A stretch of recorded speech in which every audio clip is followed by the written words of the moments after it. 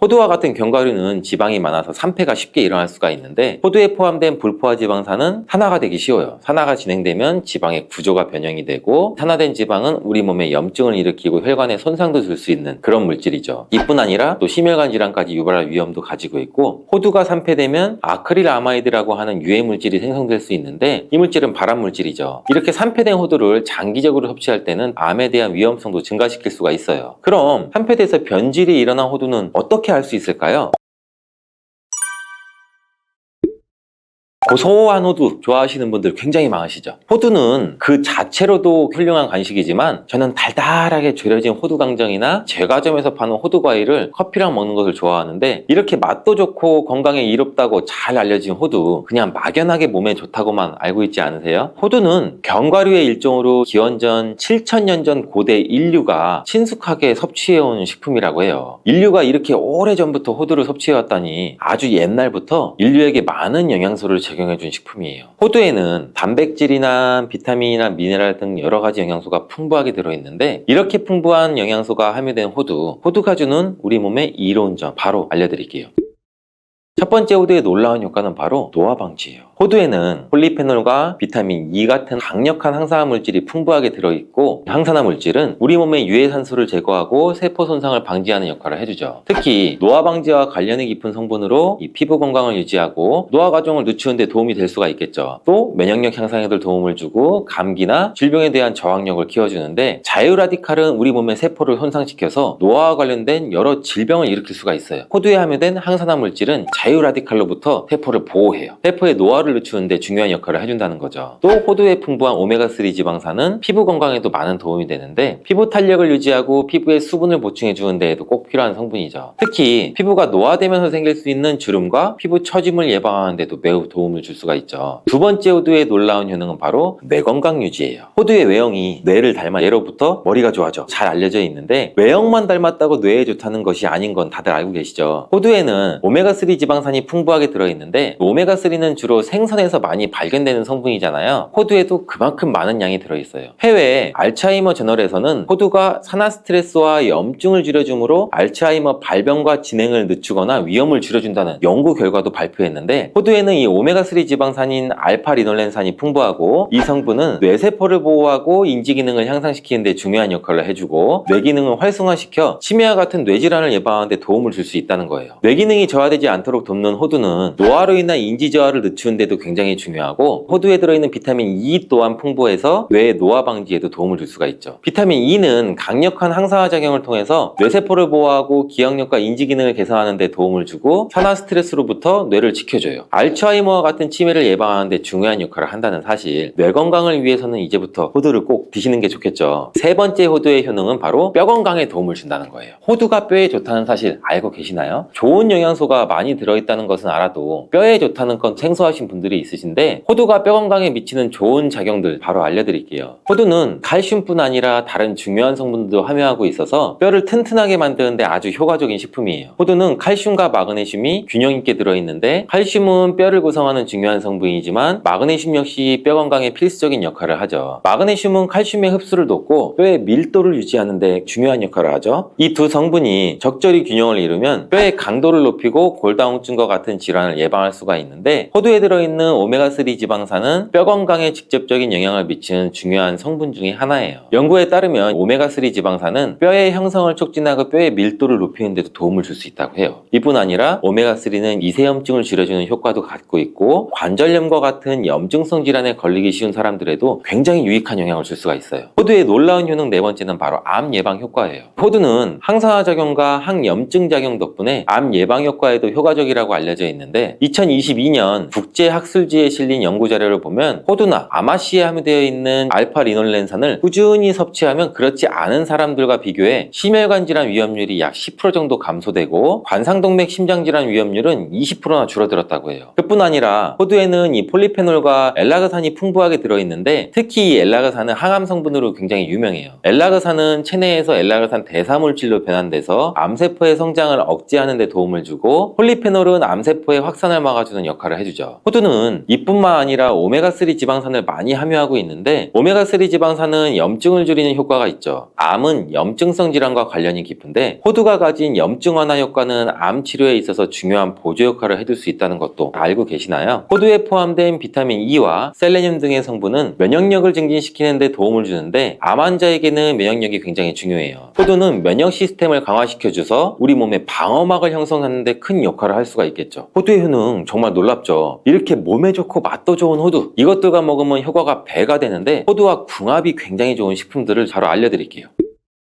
첫 번째는 요거트예요. 요즘 들어 그릭 요거트나 프로바이오틱스 같은 단어들 접해보셨잖아요. 요거트에는 단백질, 칼슘, 프로바이오틱스 등의 영양소가 풍부하게 함유되어 있는데 호두에는 건강한 지방, 단백질, 식이섬유, 비타민, 미네랄 등등이 풍부하죠. 두 가지를 함께 섭취하면 영양소 조합을 통해서 다양한 영양소를 한 번에 섭취할 수 있어요. 요거트에 함유된 프로바이오틱스는 우리 장내 유익한 세균을 증식시키고 장 건강을 촉진하는 데도 도움을 줄 수가 있겠죠. 또 호두의 지방은 프로바이오틱스의 효능을 더욱 향상시켜 장 건강에 도움을 주고 오메가3의 지방산과 같은 건강한 지방산을 요거트와 함께 섭취하면 호두의 지방이 소화와 흡수를 도와서 영양소의 흡수를 향상시킬 수 있다는 것도 꼭 잊지 말아주세요. 그리고 영양분뿐만 아니라 호두의 고소와 크리미한 식감과 요거트의 부드럽고 상큼한 맛은 잘 어울려요. 함께 섭취하시면 맛과 식감의 조화를 즐길 수가 있죠. 그러니 이제부터 요거트를 드실 때 호두와 함께 드시는 것도 추천드릴게요. 두 번째 호두와 환상의 궁합의 음식은 바로 바나나예요. 바나나는 호두와 함께 섭취하면 영양소의 균형을 맞출 수 있다는 사실 알고 계신가요? 바나나는 탄수화물과 천연당과 풍부한 식이섬유를 함유하고 있다고 잘 알려져 있는데 뿐만 아니라 바나나의 당은 호두 대비 신체에 더 빠르게 에너지를 공급해준다고 해요. 호두에는 건강한 지방과 단백질이 풍부하게 함유가 되어 있다는 거 이제 잘 알고 계시잖아요. 이 성분들은 신체의 에너지를 지속적으로 유지하는 데 도움을 줘요. 그래서 바나나와 호두 이 두 가지를 함께 섭취하면 서로 보완적인 영양소를 한 번에 섭취할 수 있고 영양소의 흡수 또한 더 쉽고 오랫동안 지속이 되도록 도와준다는 거죠. 영양뿐 아니라 호두의 식감과 바나나의 부드럽고 달콤한 맛은 잘 어우러지는데 함께 갈아서 스무디로 한번 소비해보세요. 달달한 바나나의 맛과 호두의 고소한 향이 의외로 조화로워서 맛과 식감, 영양소까지 한 번에 즐길 수가 있어요. 이렇게 고소하고 맛도 좋고 몸에도 정말 좋은 호두, 그렇다고 해서 너무 과하게 섭취해도 안 좋다는 사실. 호두는 건강에 매우 좋은 식품이지만 모든 식품들이 그러하듯이 호두도 적정량을 섭취해야 되는데 과연 하루에 얼마나 먹어야 되는지, 몸에 좋은 호두를 잘못된 방법으로 섭취하면 몸에 치명적인 독이 될 수 있다는 사실. 호두 섭취 시 주의할 점을 제가 바로 알려드릴게요.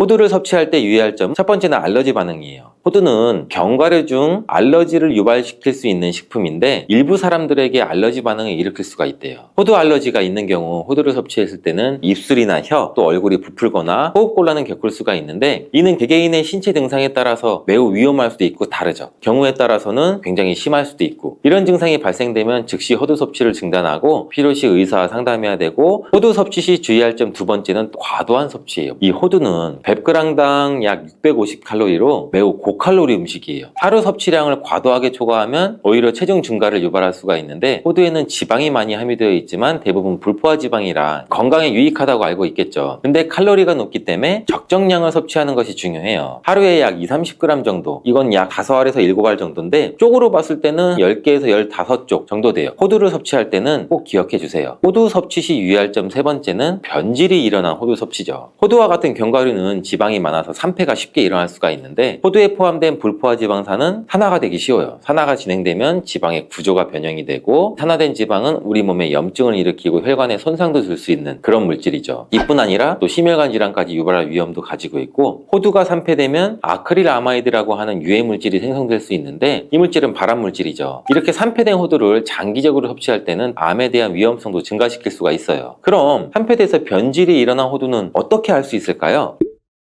이러한 호두를 구분하는 방법은 먼저 색상을 보는 거예요. 신선한 호두는 갈색이나 황금빛을 띠는데 산패된 호두는 색이 어둡게 변하고 부패한 느낌이 들어요. 또 산패된 호두는 비린내나 신내가 날 수 있고, 신선한 호두는 자연스러운 고소한 향이 나요. 또한 맛도 다른데 신선한 호두는 말 그대로 고소한 맛인 반면 산패된 호두는 씁쓸하거나 오래된 기름향이 나죠. 썩은 것 같이 불쾌한 맛이 날 수가 있겠죠. 신선한 호두를 골랐다면 산패되지 않게 보관 방법도 중요한데 호두는 잘못 보관하면 쉽게 산패되기 때문에 주의가 필요해요. 호두는 원래의 껍질을 유지하는 것이 좋은데 껍질을 벗기지 않고 보관하면 외부에서의 영향이 미치는 걸 줄일 수가 있어 오랫동안 신선하게 유지가 되는데, 하지만 호두를 먹을 때마다 까야 되는 이 번거로움이 있잖아요. 이미 까진 호두를 많이 구입하시잖아요. 이런 호두는 공기와 빛에 노출되면 산패가 촉진되기 때문에 공기와의 접촉을 최소화해서 밀봉할 수 있는 용기에 담아 보관하거나 진공이나 밀봉팩을 사용하는 것이 좋아요. 호두는 온도와 습도에 민감해서 서늘한 냉장고에 보관하는 것이 가장 좋고, 이미 껍질을 벗긴 호두는 쉽게 산패할 수 있으니 냉장 보관 필수적이라는 거 잊지 마세요. 당뇨 관리에 도움을 줄 수 있다입니다. 땅콩이 당뇨에 효능이 있다니 신기하시죠? 땅콩에는 불포화 지방이 굉장히 많이 들어있고 혈당 지수도 굉장히 낮아서 혈당을 천천히 올리는 효과가 있는데, 그래서 당뇨병 환자들한테도 좋은 간식으로 평가가 되고 있죠. 땅콩에 포함된 이 섬유질과 단백질이 혈당을 또 안정적으로 유지하는 데 도움을 주는데, 땅콩에 포함된 이러한 식이섬유 또한 혈당의 흡수를 더 늦추고 혈당 수치를 안정적으로 유지하는 데 도움을 줄 수 있다는 거예요. 뿐만 아니라 땅콩은 마그네슘과 비타민 B군이 들어있는데 인슐린 감수성을 향상시키는 데 굉장히 또 큰 도움을 줄 수가 있어요. 이로 인해서 땅콩은 당뇨병 예방이나 혈당 관리에 탁월한 식품으로도 굉장히 많이 평가가 되고 있죠. 아직 안 끝났어요. 혈관을 깨끗하게 하고 당뇨를 예방하려면 땅콩을 이렇게 드셔야 합니다. 여러분, 땅콩 좋아하시는 분 있으신가요? 저는 땅콩과 건어물 같은 거 안주를 굉장히 좋아하는데, 이런 맛있는 땅콩이 건강에 굉장히 좋은 효능이 많다는 거 혹시 아시나요? 심심풀이 땅콩이라는 말이 있을 정도로 땅콩은 우리에게 굉장히 친숙한 음식이죠. 하지만 땅콩의 그 놀라운 효능을 제대로 아시는 분은 많이 없을 거예요. 땅콩이 얼마나 우리 몸에 좋은 영향을 미치는지, 그리고 어떻게 섭취하면 더 좋은 효과를 볼 수 있는지, 오늘은 땅콩에 대해서 한번 자세히 알아보는 시간을 가질게요. 어렸을 때 키가 작은 친구를 땅콩 같다고 많이 놀렸죠. 이 작은 땅콩 한 알에는 단백질, 지방, 탄수화물, 식이섬유 같은 거는 물론이고 비타민 E, B, 칼륨, 마그네슘, 철분, 폴리페놀, 플라보노이드, 이렇게 몸에 좋은 영양소가 굉장히 풍부하게 들어있는데, 이렇게 영양이 풍부하고 맛도 고소한 땅콩의 놀라운 효능 7가지를 제가 지금 바로 소개해 드릴게요.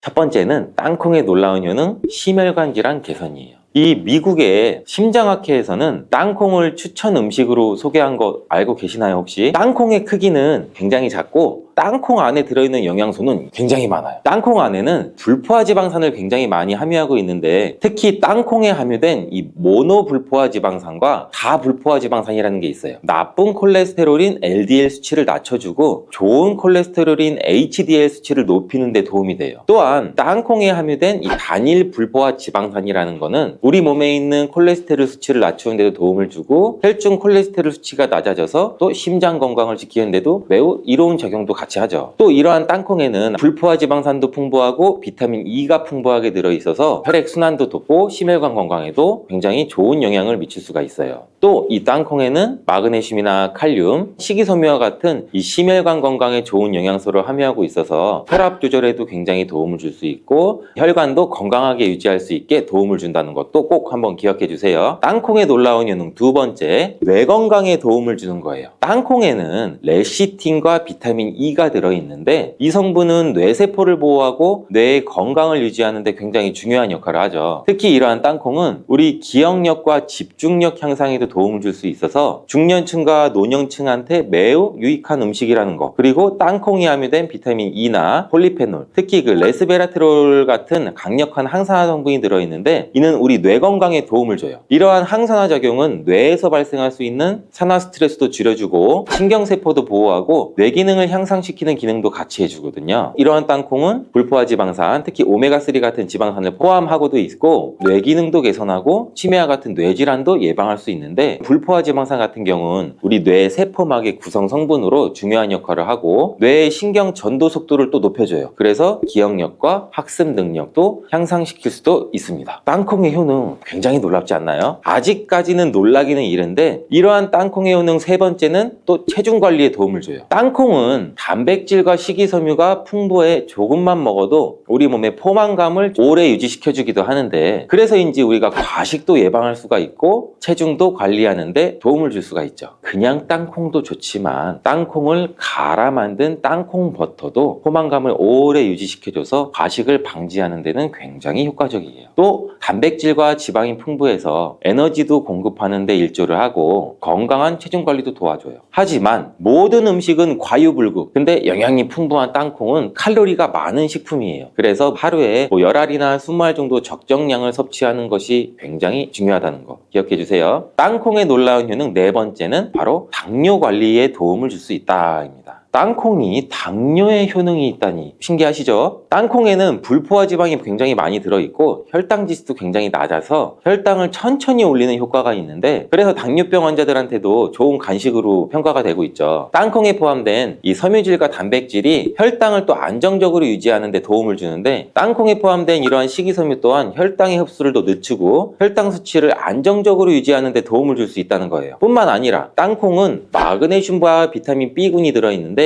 인슐린 감수성을 향상시키는 데 굉장히 또 큰 도움을 줄 수가 있어요. 이로 인해서 땅콩은 당뇨병 예방이나 혈당 관리 있죠. 아직 안 끝났어요. 땅콩의 효능 다섯 번째, 피부 건강에도 도움을 주는 거예요. 땅콩에 들어있는 이 비타민 E와 항산화 물질들이 피부를 건강하게 유지하는 데 또 좋은 영향을 줄 수가 있는데, 땅콩에 들어있는 비타민 E는 피부 세포를 유해한 자유 라디칼로부터 보호하고 피부 노화를 지연시키는 데도 굉장히 중요한 영향을 줘요. 이 성분은 피부의 탄력을 유지하고 주름을 예방하는 데도 굉장히 효과적이고 피부의 노화도 방지해주고 염증도 줄여줘요. 또 우리 피부를 매끄럽고 촉촉하게 만들어주기도 하죠. 그래서 이 땅콩은 굉장히 아름다운 피부를 위한 좋은 식품이기도 하죠. 땅콩에 포함된 불포화 지방산, 특히 올레산과 리놀렌산은 피부의 수분 유지를 도와서 이 밸런스를 유지를 시켜줘요. 그래서 피부가 건조해지지 않도록 하고 염증도 줄여주고 트러블도 완화하는 데 굉장히 큰 도움을 줄 수가 있죠. 뿐만 아니라 땅콩에는 아연도 포함되어 있어요. 피부 상처 치유도 돕고 여드름과 같은 피부 쪽은 피부 문제를 개선하는 데 굉장히 또 놀라운 효능이 있는 성분들도 들어있습니다. 땅콩의 효능 여섯 번째, 소화 건강에도 도움을 줄 수가 있어요. 땅콩에는 이 식이섬유가 풍부해서 소화 시스템에 좋은 영향을 주는데, 식이섬유는 장의 움직임을 촉진시키죠. 변비도 예방해 줄 수 있고 장내에 유익한 미생물의 활동을 도와서 장 건강에 매우 좋은 환경을 만들어줘요. 또한 땅콩에 포함된 불용성 섬유는 특히 장을 자극해서 배변을 원활하게 하고 장의 건강을 유지하는 데 중요한 역할을 하는데, 이 섬유는 장에서 물을 흡수해서 변을 또 부드럽게 만들어주기도 하죠. 땅콩의 놀라운 효능 일곱 번째, 좋은 단백질과 건강한 지방 섭취에 굉장히 좋은 공급원이에요. 땅콩을 고기나 다른 동물성 단백질에 비해 지방이 적어요. 또 채식주의자나 비건이 단백질을 섭취할 때 유용한 대체 식품이 될 수 있는데, 100g 정도의 땅콩은 약 25g에서 30g 정도의 단백질을 함유하고 있다는 거 아세요? 우리가 흔히 좋은 단백질 공급 식품이라고 생각하는 닭가슴살 단백질의 함량이 100g당 30에서 35g인 거를 생각해보면 단백질 함량은 닭가슴살에 비해 살짝 낮지만 대신 건강한 불포화 지방과 다른 다양한 영양소도 다량 함유되어 있어 단백질을 섭취하기에 충분히 좋은 식품이에요. 이렇게 건강에 놀라운 효능이 있는 땅콩, 그냥 아무렇게나 드시면 땅콩의 효능을 100% 섭취할 수 없다는 거 아세요? 보통 땅콩을 어떻게 조리해서 드시나요? 구워서, 볶아서, 삶아서? 모두 좋아하는 방법이 다르실 텐데 생땅콩을 먹는 것이 가장 좋다라고 들으신 분들도 있으실 거예요. 과연 땅콩을 가공하지 않고 생으로 먹는 것이 가장 좋은 방법일까요? 정답은 아니에요. 생땅콩에는 독성이 있을 수 있는 물질인 아플라톡신이라는 게 포함이 될 수가 있어요. 이를 피하기 위해서는 반드시 충분히 익혀서 먹어야 되는데, 볶거나 구운 땅콩은 이 아플라톡신을 제거할 수 있어 안전하게 섭취할 수 있지만 그보다는 땅콩을 삶아서 먹는 것이 더 건강에 좋다는 거 제가 지금 알려드릴게요.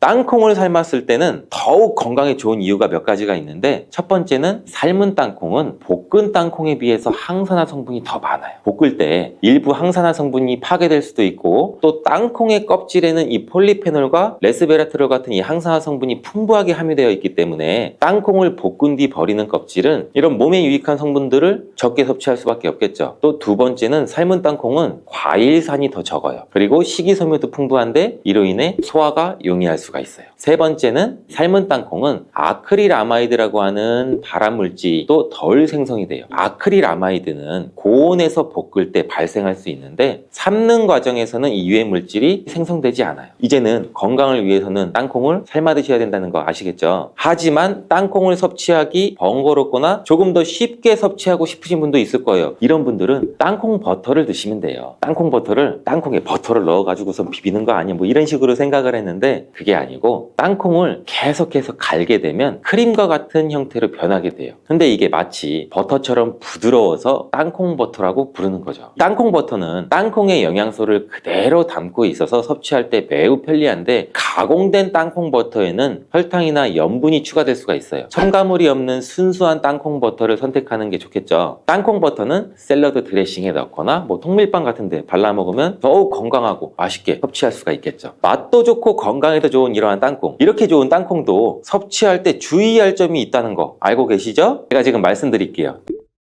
땅콩을 섭취할 때 주의할 점, 첫 번째는 알레르기예요. 땅콩에 알러지가 있으신 분들은 절대 땅콩을 드시면 안 되는데, 땅콩은 알레르기를 일으킬 수 있는 또 대표적인 식품이기 때문에 본인이 알레르기가 있는 걸 인지하시는 분들이면 절대 피하셔야 되고, 가벼우면 이런 알러지 증상은 목이나 뭐 혀의 가려움, 발진 이런 게 일어날 수 있는데, 이 알러지 증상이 심하신 분들은 호흡곤란, 혈압 저하나 아나필락시스 쇼크 같은 매우 심각한 반응도 일으킬 수 있어요. 알러지가 있으신 분들은 땅콩 섭취를 꼭 중단하시고 땅콩이 들어갈 수 없는 환경에서 조리가 된 것인지는 꼭 확인하시는 게 중요한 포인트예요. 땅콩을 섭취할 때 유의사항 두 번째는 과다 섭취예요. 땅콩이 작아서 조금만 먹어도 손쉽게 우리는 과다 섭취를 할 수가 있는데 아무도 모르는 사이에 또 체중이 증가할 수가 있어요. 땅콩은 고칼로리 식품이기 때문인데 하루 권장 섭취량은 약 10알에서 한 20알 정도인데 이를 넘기지 않도록 주의해 주시고 적정량을 섭취하는 게 굉장히 중요해요. 자, 세 번째는 땅콩 섭취할 때는 염분과 설탕이 추가된 가공식품을 피하는 거예요. 땅콩이 몸에 좋다고 해서 시중에 판매되는 땅콩 버터나 땅콩 과자까지 다 좋은 건 아니에요. 땅콩의 겉면에 염분이나 설탕이 많이 포함된 제품이 시중에 보면 굉장히 많이 있는데 이러한 제품을 자주 섭취하면 혈압 상승이나 또 당뇨 유발 등의 문제가 발생할 수 있겠죠. 첨가물이 적은 제품을 선택하는 것이 좋고, 땅콩 버터를 섭취할 때도 뒤에 성분표를 한번 보셔서 선택을 하시면 좋겠습니다. 맛으로 먹는 거면 상관없지만 건강을 위해서 땅콩 버터를 섭취하시는 것이라면 100% 땅콩으로만 만들어진 제품인지 살펴보시고 구매하는 게 도움이 됩니다. 땅콩 섭취 시 유의할 점 네 번째는 보관이 잘 된 땅콩을 섭취해야 되는 건데, 땅콩이 건조된 식품이라고 생각해서 실온에 대충 던져놓고 보관하진 않으셨죠? 땅콩은 고지방 식품으로 지방산이 많이 포함되어 있어서 산패되기가 쉬워요. 산패된 지방은 인체에 해로운 물질인 과산화지질을 생성할 수가 있고 조직 손상도 일으킬 수 있고 세포 손상도 일으킬 수가 있겠죠. 이러한 땅콩은 보관 상태가 부적절해지면 또 곰팡이도 자주 발생하는데, 이 곰팡이는 아플라톡신이라는 독소를 만들어요. 이 독소는 강력한 또 발암 물질로 알려져 있고 장기적으로 섭취할 때 우리 간에 또 손상을 주겠죠. 그래서 굉장히 위험한 물질이기도 하고, 땅콩을 보관할 때는 통풍이 잘 되고 건조한 장소에 보관해야 되며, 곰팡이가 발생한 땅콩은 절대 섭취해서는 안 됩니다. 나이가 들수록 단백질이 더 중요하다는 말을 들어보신 분들도 굉장히 많이 있을 거예요. 단백질을 충분히 섭취하지 않으면 근육량이 급격히 줄어들게 되는데, 이렇게 되면 또 근력도 같이 약화되고 근감속증을 유발시킬 수도 있어요. 그래서 충분한 단백질을 공급받지 못하면 우리 몸은 뇌 기능이 떨어지고 치매나 인지 기능 저하의 위험도 점점 커질 수가 있다는 가능성이 있다는 거예요. 필수적인 단백질을 충분히 섭취하기 좋은 음식에는 그럼 과연 무엇이 있을까요? 건강한 습관이 항상 나를 만든다. 건강한 삶을 원하시면 지금 바로 구독을 눌러주세요. 50대 이후에 근육이 많이 빠졌다면 이것을 드시면 됩니다.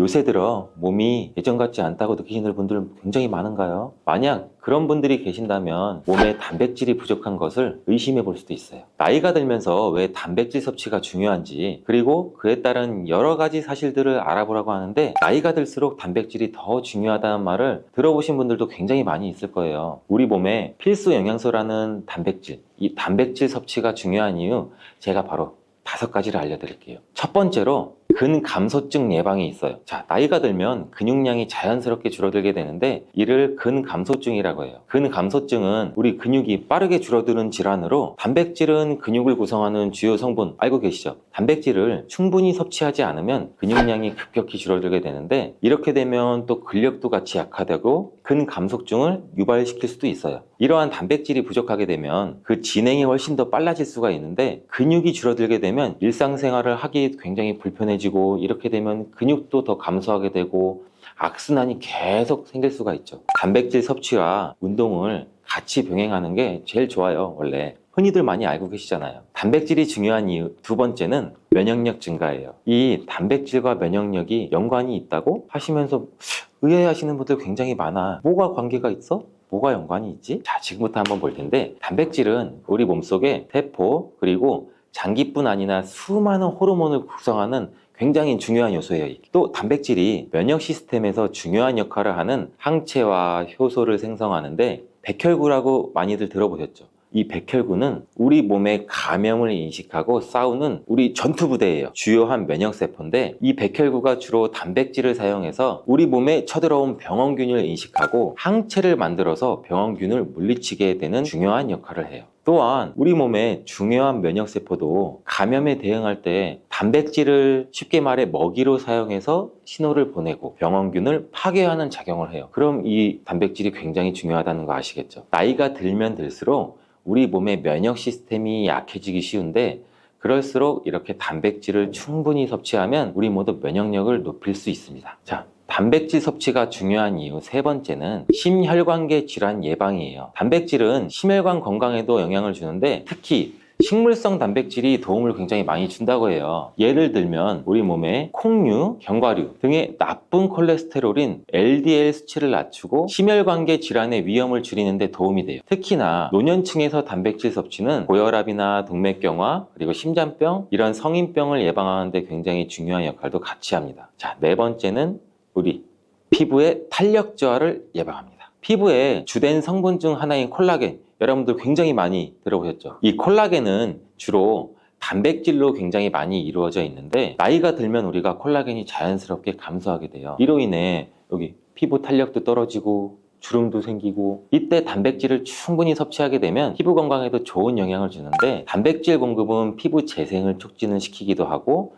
피부 건강도 유지하는 데 도움을 줄 수가 있어요. 자, 다섯 번째는 골다공증 예방입니다. 나이 드신 여성분들은 특히 더 주목해 주세요. 질병관리청의 보도자료에 따르면 대한민국 50세 이상의 골다공증 유병률은 22.5%로 약 5명 중 1명은 골다공증이 있대요. 이런 골다공증이 조용한 뼈도둑이라고 불릴 정도로 초기 증상이 뚜렷하게 보이진 않은데, 우리 여러분들 골다공증이 한번 생기면 이로 인해서 고관절, 척추, 손목 여러 가지 골절이 생기기 쉽고, 이로 인해서 합병증 또한 굉장히 많이 증가될 수가 있어요. 이 골다공증을 예방하는 데 중요한 요소가 바로 단백질입니다. 이 단백질은 뼈를 구성하는 중요한 요소 중 하나인데, 뼈의 건강을 유지하는 데 필요한 칼슘과 함께 이 단백질도 뼈의 구조를 안정화시키고 골밀도를 높여서 골다공증을 예방하는 데 굉장히 중요한 역할을 해요. 한마디로 노년층에서 우리가 흔히 알고 있는 칼슘과 비타민 D와 함께 단백질 섭취를 같이 증가시키면 뼈가 약해지는 것을 막아줄 수가 있어요.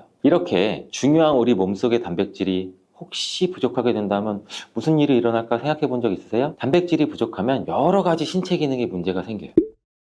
첫 번째는 인지기능 저하, 치매. 단백질 부족이 치매를 유발한다니 굉장히 새로운 사실이죠. 연구에 따르면 단백질이 뇌 건강을 유지하는 데 아주 중요한 역할을 한다고 하는데, 특히 기억력에 굉장히 많은 영향을 줘요. 단백질은 뇌에서 신경 전달 물질을 만들고 뇌세포의 구조를 유지하는 데 굉장히 많이 도움을 줘요. 특히 학습과 기억력에 영향을 주는 이러한 시냅스에서 발생하는 신경 전달 물질을 방출을 시키고, 이거를 받아주는 수용체를 활성화하고, 이런 것들이 대부분 단백질에 의해 조절되는데, 예를 들어 NMDA 수용체와 AMPA 수용체는 이 기억 형성에 중요한 역할을 하면서 이것들은 모두 단백질로 구성되어 있어요. 그래서 충분한 단백질을 공급받지 못하면 우리 몸은 뇌 기능이 떨어지고 치매나 인지기능 저하의 위험도 점점 커질 수가 있다는 가능성이 있다는 거예요. 이러한 단백질 섭취가 우리 몸에 얼마나 중요한 영향을 끼치는지 다시 한번 아셨죠? 또한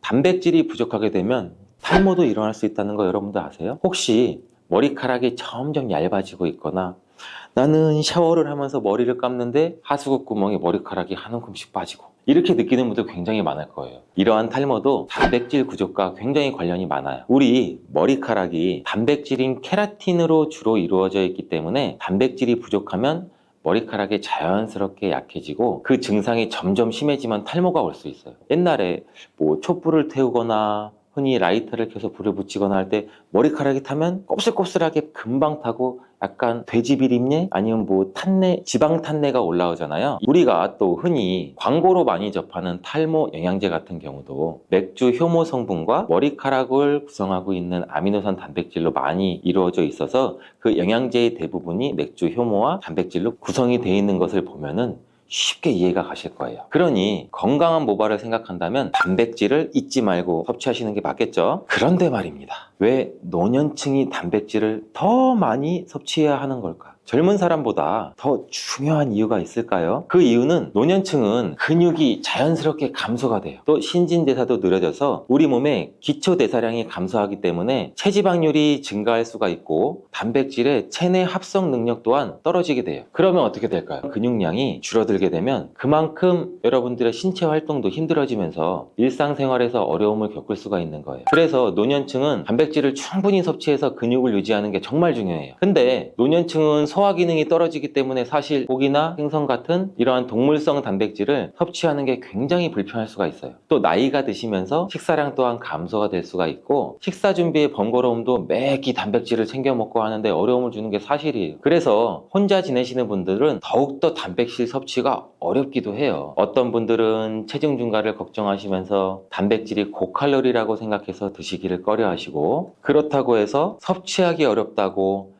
단백질의 섭취를 멀리해서는 절대 안 됩니다. 우리 몸에 이렇게 필수적인 단백질을 충분히 섭취하기 좋은 음식에는 그럼 과연 무엇이 있을까요? 제가 지금 바로 알려드릴게요.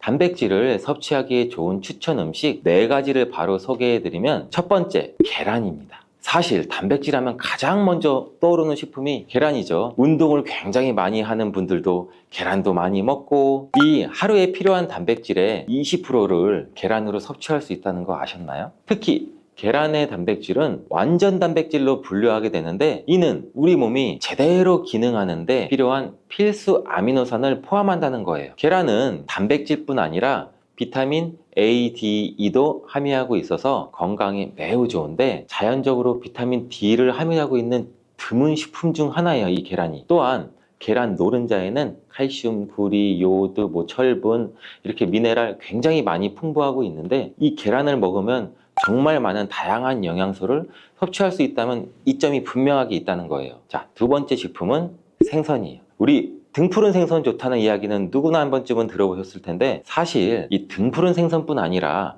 다른 생선도 저지방 고단백 식품으로 다른 고단백 식품인 육류에 비해서 지방 함량은 낮고 필요한 영양소는 그대로 제공해줘요. 생선에는 단백질과 오메가3가 풍부하고 지방산도 굉장히 풍부하게 함유되어 있는데 이는 심혈관 질환 건강에 피를 맑게 해주는 역할도 같이 해서 좋다고 알려져 있죠. 특히 연어, 고등어, 참치 같은 생선은 단백질뿐만 아니라 항염증 효과도 있어요. 그리고 대구 같은 백색 생선은 지방 함량이 매우 적고 단백질은 상대적으로 많아 체중 걱정이신 분들, 다이어트를 생각하시는 분들한테도 굉장히 좋은 생선이에요. 등푸른 생선도 지방 함량은 높지만 이 지방이 건강에 유익한 오메가3 지방산이기 때문에 건강에 도움이 굉장히 많이 되는데 생선의 단백질은 다른 육류나 콩류보다 소화가 편하고 생선의 살은 비교적 굉장히 부드럽잖아요. 우리 씹으면 싹 녹는 생선도 많고 섬유질을 가지고 있어서 소화도 빠르고 몸에 또 쉽게 영양분이 흡수가 돼요. 이처럼 좋은 생선을 안 먹을 이유가 한 개도 없겠죠. 자, 세 번째는 유단백 식품인 우유와 요거트 같은 유제품이에요. 유제품을 섭취하면 칼슘도 함께 챙길 수 있어서 골다공증 예방에도 물론 도움을 줄 수는 있는데 유제품에 포함된 단백질은 잘만 선택을 하면 굉장히 고품질 단백질이 있는 것들도 많이 있습니다. 이 고품질 단백질은 우리 몸의 신체가 효율 효율적으로 사용하고 필요한 아미노산을 모두 공급하는 단백질을 말하는데, 유제품에 포함된 주요 단백질은 이 카제인과 웨이로 두 가지 모두 필수 아미노산을 풍부하게 포함하고 있어요. 웨이 단백질이라는 것도 생소하실 텐데, 소화가 쉽기 때문에 웨이 단백질은 운동 직후 우유를 섭취하면 근육에 있는 아미노산을 빠르게 공급할 수 있어요. 또 카제인은 천천히 흡수돼서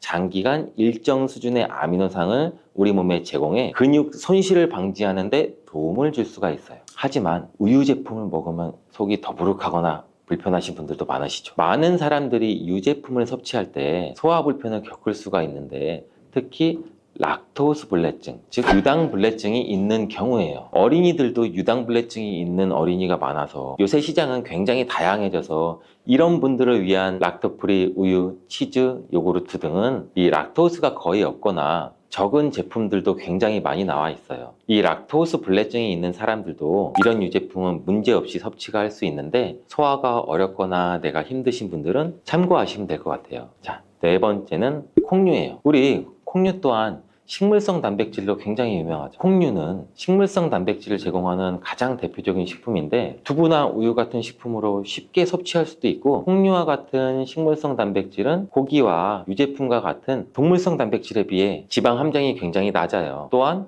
콜레스테롤이 없는 특징도 갖고 있어요. 특히 콩, 렌틸콩, 병아리콩, 검정콩 굉장히 많잖아요. 이 콩류들이 굉장히 많은데, 다양한 종류의 콩류는 이렇게 필수 아미노산을 풍부하게 포함하고 있어서 우리가 신체가 필요로 하는 단백질을 고루고루 제공해요. 특히 고기나 생선 같은 동물성 단백질이 소화가 어려우신 분들한테는 두부나 비지찌개 같은 소화가 잘 되면서 단백질도 섭취할 수 있는 이렇게 일석이조, 이러한 콩류가 굉장히 좋은 단백질 식품이에요. 꼭 한번 기억해 주시길 바래요. 이렇게 몸에 필수적인 단백질, 음식만으로 과연 충분히 섭취하면 좋겠지만 그게 어려운 경우도 굉장히 많아요. 이때 단백질 보충제도 좋은 선택도 될 수 있습니다. 운동 전후에 빠르게 단백질을 우리가 보충하고 싶을 때 굉장히 많잖아요. 식사를 통해 충분한 단백질을 섭취하기 어려운 경우는 보충제가 굉장히 유용한데, 마트나 인터넷에서 쉽게 찾을 수 있는 단백질 파우더나 고단백 프로틴바를 이용하면 간편하게 단백질을 빠르게 보충할 수도 있어요. 하지만 이렇게 간편하게 섭취할 수 있는 제품을 몸에 좋다고 많이 섭취하게 되면 좋을까요? 과량 섭취할 때도 큰 문제가 될 수가 있어요. 한 번에 우리가 과도한 단백질을 섭취하면 신장에서 부담을 줄 수가 있고, 또 우리 몸에 불필요하게 지방으로 쌓일 수가 있죠. 단백질의 하루의 권장 섭취량은 성인 기준 몸무게 1kg당 1g이에요. 하루 권장 섭취량을 지키는 게 꼭 중요한데, 한마디로 보충제는 식사로 부족한 부분을 말 그대로 보충하는 역할만 하고, 식사로 골고루 단백질을 섭취하는 게 가장 이상적입니다. 단백질 섭취 시 간단한 팁을 알려드릴게요. 매 끼니마다 조금씩 단백질을 나눠서 섭취하는 게 단백질의 흡수에는 굉장히 효과적인 거 아셨어요? 모르셨죠? 단백질은 탄수화물과 지방과 다르게 잉여 단백질이라는 게 있어요. 이 잉여 단백질은 우리 몸에 저장이 되지 않아요. 그 때문에 한 번에 과량으로 섭취하면 소화가 어려워지고, 또 우리 신장에 부담을 줄 수가 있어요. 필요 이상의 단백질은 어느 정도 흡수되고 배출이 되기 때문에 번거롭더라도 매일 조금씩 매 끼니마다 나눠서 섭취하는 게 중요합니다. 고기 좋아하시는 분들은 손 들어보세요. 채소 좋아하시는 분들은 손 들어보세요. 이제는 다 같은 단백질이라고 생각하지 마시고 동물성 단백질, 식물성 단백질을 골고루 섭취해야 해요. 동물성 단백질은 이 식물성 단백질에는 부족한 아미노산이 풍부하고, 식물성 단백질은 또 동물성 단백질에 비해 지방이 적고 섬유질도 같이 섭취할 수가 있어요. 우리가 평상시에 먹는 한식은 사실 단백질 섭취에 굉장히 좋은 음식인데, 우리 식탁에 단백질이 풍부한 계란, 생선, 두부, 콩, 이것들을 반찬으로 두어 개만 먹어도 굉장히 쉽게 매 끼마다 몸에 필요한 단백질을 섭취할 수가 있어요. 에르고티오네인이라는 항산화 물질이 풍부하게 들어있어요. 이 성분들은 우리 세포의 노화를 막아주고 활성산소를 제거해줘서 암세포의 성장을 억제하는 데 도움을 준다고 알려져 있는데, 이러한 성분들이 많은 팽이버섯은 항암 효과가 뛰어나서 예방 차원에서도 꾸준히 섭취하는 게 좋아요. 이런 항산화 물질들은 우리 몸에서 발생하는 활성산소를 제거해주고, 활성산소가 세포를 손상시키는 것을 막아주는 역할을 하는데, 특히 이 활성산소는 DNA 손상을 유발하고 암세포 암세포의 성장을 촉진할 수 있기 때문에 항산화 성분이 함유된 활성산소를 제거하는 데 중요한 역할을 하죠. 또한 이러한 팽이버섯에 포함된 면역세포의 활성을 촉진시켜서 암세포를 인식하고 공격하는 능력을 높여주고 면역력도 증진시키는데 큰 역할을 해요. 이는 암 예방에도 도움을 줄 수가 있고, 또 연구에 따르면 포함된 식품을 꾸준히 섭취하면 암세포의 발생을 억제하고 이미 발생된 암세포의 성장을 늦출 수 있는데도 도움을 줄 수 있다는 결과도 나왔어요. 마트에서 쉽게 찾아볼 수 있는 팽이버섯, 가격도 부담 없는 우리 식탁에 자주 올라오는 아주 친숙한 버섯인데요. 저는 된장국이나 청국장을 끓일 때 꼭 이 팽이버섯과 두부를 넣어 먹는데, 각종 탕이나 찌개에 꼭 들어가 한국인들의 식탁에 단골 손님인 팽이버섯이 알고 보니 우리 몸에 꼭 필요한 성분들이 가득 있다는 것 알고 계세요? 특히 중년과 노년을 위한 아주 유익한 식재료라고 하는데, 건강에 많이 도움이 되는 팽이버섯의 효능과 또 잘못 섭취했을 때 해가 되는데, 이에 대해 바로 알려드릴게요.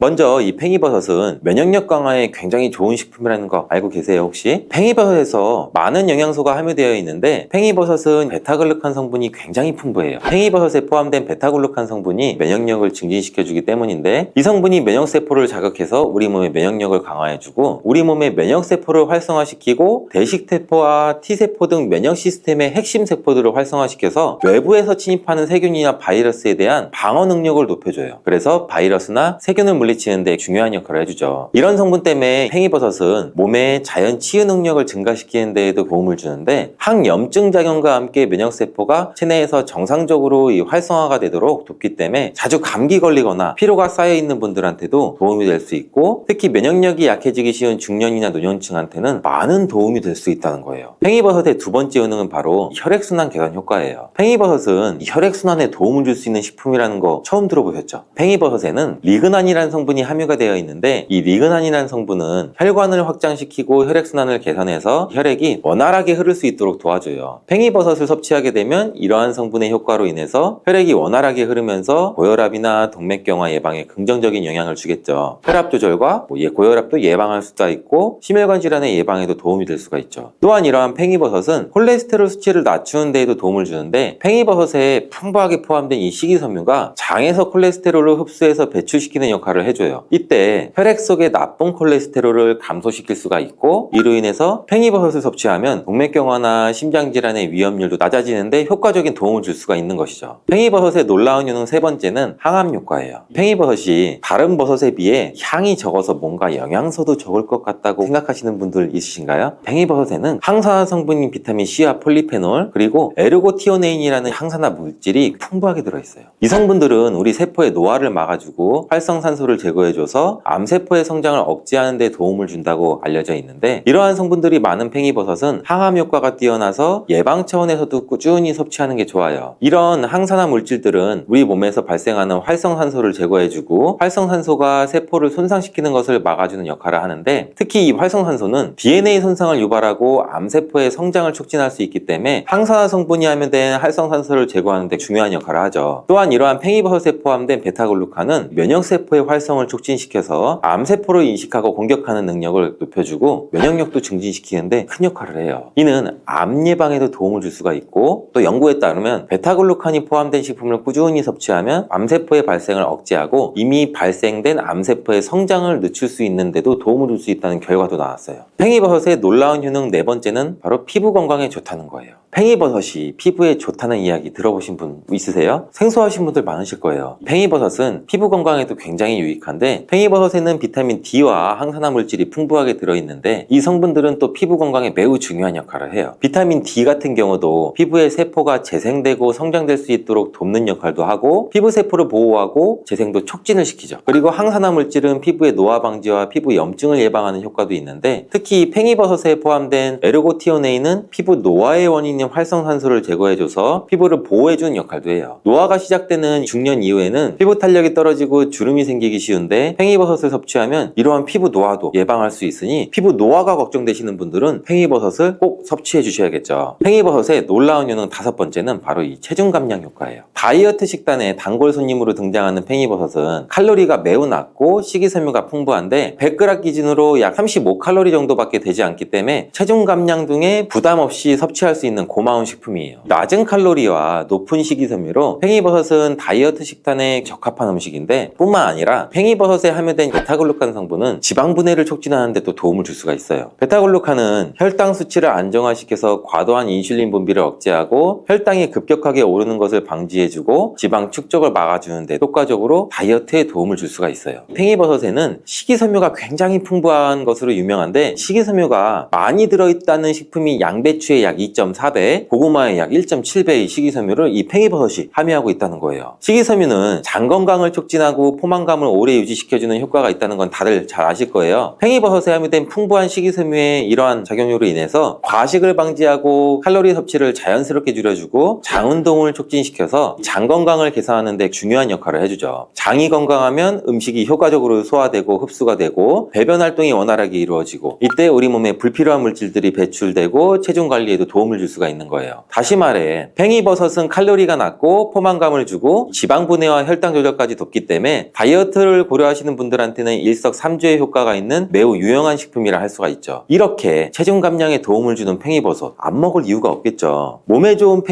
팽이버섯은 여러 가지 식품과 함께 섭취하면 더욱 건강에 도움되는데 같이 섭취하면 몸에 2배 이상 도움이 되는 식품을 알려드릴게요. 팽이버섯과 환상의 궁합 첫 번째는 시금치예요. 시금치는 철분과 비타민C가 풍부한 채소인 거 다들 알고 계시죠? 그뿐 아니라 여러 가지 항산화 물질도 함유되고 있는데 팽이버섯과 함께 이 시금치를 먹으면 시금치의 철분 흡수율을 높여주고 팽이버섯이 함유하고 있는 에르고티오네인, 비타민C, 폴리페놀 등의 항산화 물질이 시금치에 함유된 비타민 E나 C, 플라보노이드 등의 항산화 물질과 결합을 해요. 우리 몸에 염증을 줄이고 염증에 의해 발생될 수 있는 여러 가지 질병을 예방하는 데 도움을 주죠. 이러한 조합으로 드시게 되면 관절염이나 염증성 질환 예방에도 효과적이고 강력한 항산화 작용과 항염증 효과를 제공하는 아주 좋은 궁합의 음식이라고 할 수 있어요. 두 번째, 팽이버섯과 궁합이 좋은 음식은 바로 닭가슴살이에요. 닭가슴살은 단백질이 굉장히 풍부하잖아요. 또 칼로리도 낮고 그래서 체중 관리에 도움을 되는 걸로 유명하죠. 팽이버섯 또한 체중 감량에 좋은 식품인데 팽이버섯과 닭가슴살을 함께 먹으면 아주 좋은 궁합이라는 거. 팽이버섯은 칼로리가 낮고 식이섬유가 풍부해서 포만감을 주는데 닭가슴살에 포함된 이 풍부한 단백질은 근육 성장이나 조직을 복구하고 우리 몸의 다양한 생체 기능에 필수적인 영양소죠. 이 두 가지 영양소를 함께 섭취하면 팽이버섯의 면역력 강화 효능과 닭가슴살의 단백질이 결합을 해서 우리 체력을 증진시키고 근육량 증가에도 큰 도움이 될 수가 있죠. 또한 이 팽이버섯에 항산화 성분이 닭가슴살의 지방연소를 돋는 역할도 해서 다이어트에도 좋고 더욱더 풍부해진 식감과 더불어 포만감과 영양소를 동시에 얻을 수 있고 균형 잡힌 식단을 유지할 수가 있겠죠. 이제부터는 닭가슴살을 드실 때 팽이버섯도 함께 섭취할 수 있는 메뉴도 고려해 보시면 좋겠죠. 몸에 좋은 팽이버섯, 하지만 아무리 좋은 식품이라도 과도하게 섭취하면 부작용이 있을 수가 있고 또 팽이버섯을 잘못된 방법으로 섭취하면 절대 안 되는데 지금 알려드리는 팽이버섯 섭취 시 유의할 점 꼭 기억해 주세요. 팽이버섯 섭취 시 꼭 기억해야 할 첫 번째는 바로 이 팽이버섯은 절대 생으로 섭취하지 않는 거예요. 2020년 미국 CDC 질병통제예방센터가 한국산 팽이버섯을 먹고 무려 4명이나 목숨을 잃었다고 밝혔는데 팽이버섯을 먹고 사망했다니 충격적이죠. 이 CDC에 따르면 미국에서 판매된 한국산 팽이버섯을 먹고 17개 주에서 36명이 식중독을 일으켰고 그중 4명이 숨졌으며 그중 임신부 6명이 감염 증세를 일으켜서 2명이 유산됐다고 해요. 이에 대해 국내 식약처는 한국에서는 팽이버섯을 깨끗하게 세척하고 가열에 조리해 섭취하는 것이 일반적이지만 미국은 이 샐러드 생으로 먹는 문화 때문에 리스테리아 식중독이 발생된 것으로 추정한다고 해요. 리스테리아 식중독균은 일반적으로 설사나 구토나 복통, 발열 등의 증상을 유발할 수가 있는데 특히 임신한 여성, 노인, 어린이, 면역력이 약한 사람들은 이 균에 감염될 경우 심각한 증상과 합병증이 발생될 수가 있어요. 이렇게 위험한 리스테리아균은 70도 이상에서 3에서 10분 정도 가열하면 사멸되는데 그래서 팽이버섯을 섭취할 때는 꼭 충분히 익혀서 먹어야 한다는 사실, 식품의 유통기한을 확인하고 신선하고 안전한 식품을 선택하는 것도 잊지 말아주세요. 팽이버섯 섭취 시 유의할 점 두 번째는 알레르기 반응이에요. 팽이버섯은 일반적으로 안전한 식품으로 알려져 있지만 매우 드물게 그 알러지 반응을 일으킬 수가 있어요. 팽이버섯의 버섯 단백질 성분은 사람에 따라 알러지 반응을 일으킬 수 있는 알러지 유발 물질이 포함되어 있는데, 일반적으로 버섯 알레르기는 피부 발진, 가려움증, 두드러기, 호흡곤란 등의 증상으로 나타날 수 있는데, 심한 경우에는 이 아나필락시스, 즉 이 알레르기 쇼크와 같은 심각한 반응을 일으킬 수가 있죠. 혹시 다른 버섯에 알레르기 반응이 있는 분이라면 팽이버섯을 섭취하기 전에 꼭 알러지 반응이 나타나는지 확인한 뒤에 섭취하는 것을 권장드려요. 팽이버섯 섭취 시 유의할 사항 세 번째는 과도한 섭취로 인한 소화불량 증상이에요. 혹시 팽이버섯이 많이 들어간 국이나 찌개를 많이 드신 뒤에 하루에 화장실을 몇 번씩 가보신 경험이 있으신가요? 팽이버섯은 식이섬유가 풍부해서 소화를 촉진하는 데 도움을 주는데, 이 식이섬유는 장에서 물을 흡수하고 팽창하는 특성이 있어요. 과도하게 섭취하면 장에 과도한 부담을 줘서 소화 기능이 약한 사람이 과도하게 섭취할 경우에는 식이섬유가 제대로 소화되지 않거나 섬유질이 장을 지나가면서 발효돼서 가스를 발생시키기 때문에 복부팽만이나 가스가 자는 증상을 겪을 수가 있어요. 또한 장에서의 이 수분 흡수에 영향을 줘서 설사나 복통을 유발할 수도 있고, 장이 민감한 사람들한테는 소화불량이나 위장장애, 배탈이나 속쓰림, 이런 분들은 팽이버섯을 한꺼번에 많이 섭취하지 않도록 주의해야 한다는 거 기억해 두시고, 팽이버섯을 적정량으로 섭취하는 게 중요하고, 섭취 후 불편함을 느낀다면 즉시 섭취를 멈추고 소화 기능을 돕는 다른 음식을 섭취하는 것이 좋아요.